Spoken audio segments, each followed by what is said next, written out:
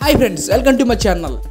Non వెజే కాకుండా వెజిటేబుల్స్లో కూడా మంచి పోషకాలు ఉంటాయని మీకు తెలుసు ఫ్రెండ్స్. ఈరోజు మా మిస్సెస్ అయితే వంకాయ, మునక్కాడ అలాగే జీడిపప్పు అయితే వండేస్తానన్నది.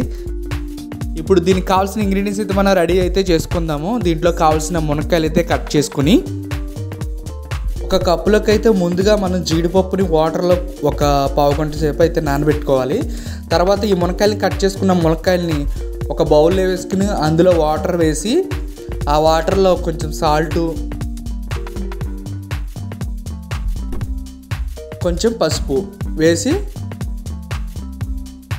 గ్యాస్ మీద అయితే పెట్టుకోవాలి. ఎందుకంటే పచ్చివాసన అది రాకుండా ఉండడానికి, ప్లస్ బాగా కుక్ అవుతాయి. తర్వాత మనం ఒక పెద్ద గిన్నెలో అయితే సాల్ట్ వేసుకుని వాటర్లో తర్వాత ఈ వంకాయలు కూడా కట్ చేసుకుని అందులో వేసుకోవాలి. అప్పుడు సాల్ట్ వేయకపోతే కంద మారిపోతాయి ఫ్రెండ్స్, అది మీకు తెలుసు. అలాగే ఇందులో కావాల్సిన ఆనియన్స్ని మనం కట్ చేసుకోవాలి. పొడవాటి చిల్లీలు, గ్రీన్ చిల్లీలని కూడా కట్ చేసుకోవాలి. ఇలా కట్ చేసుకున్న తర్వాత ఇంట్లో మనం అల్లం బాగా, వెల్లుల్లి బాగా చితకొట్టుకుని రోట్లో చితకొట్టుకుని ఉంచుకోవాలి. ఒక మిక్సీలోకి అయితే జీడిపప్పు, 2 స్పూన్లు జీడిపప్పు, అలాగే ఒక హాఫ్ కప్పు నువ్వులు తీసుకుని బాగా మిక్సీ పెట్టుకోవాలి మెత్తగా. కొబ్బరిది కూడా వేసుకుంటే చాలా బాగుంటుంది. టమాటాని కూడా పేస్ట్ చేసుకుని పెట్టుకోవాలి.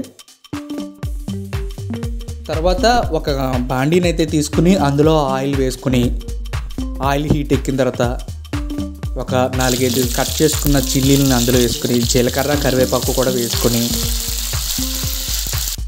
తర్వాత ఆనియన్స్ ఇవి కూడా వేసుకుని లైట్గా ఫ్రై చేసుకుని బ్రౌన్ కలర్ వచ్చేంత వరకు ఫ్రై చేసుకోవాలి. ఇలా ఫ్రై అయిన తర్వాత మనం ఇలా వేసుకున్న తర్వాత ఈ వంకాయలు కూడా ఇందులో వేసుకోవాలి.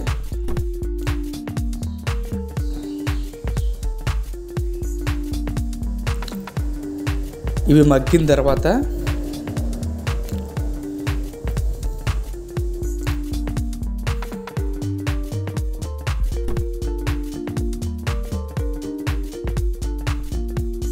రోట్లో నూరుకున్న అల్లం కూడా వేసుకుని బాగా తిప్పుకోవాలి, పచ్చివాసన పోతుంది.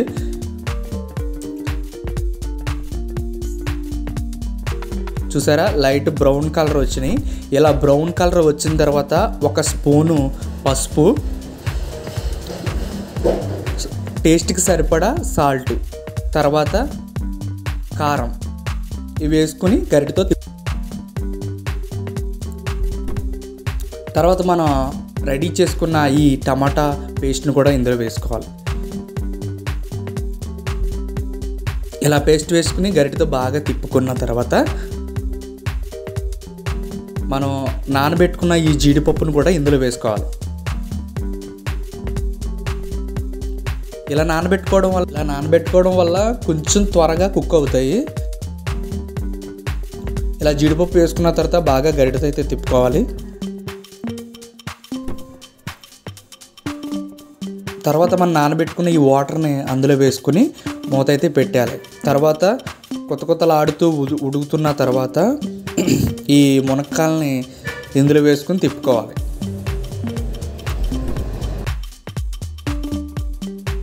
తర్వాత కూడా మూత పెట్టేసుకుని కొంచెం ఆయిల్ రిలీజ్ అయిన తర్వాత మనం పేస్ట్ చేసుకున్న ఈ పేస్ట్ని ఇందులో వేసుకోవాలి. జీడిపప్పు అలాగే నువ్వుల పేస్ట్ అండి ఇది. ఇందులో వేసుకున్న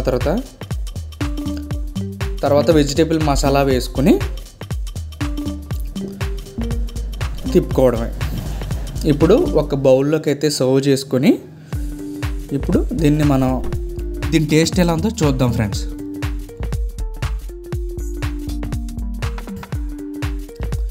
మనం ఇన్ని ఇంగ్రీడియంట్స్ చేసుకున్న తర్వాత టేస్ట్ కూడా చాలా బాగుంది ఫ్రెండ్. నిజంగా మీరు కూడా తప్పకుండా ట్రై చేయండి, ఎక్సలెంట్గా ఉండే. Thank you for watching friends.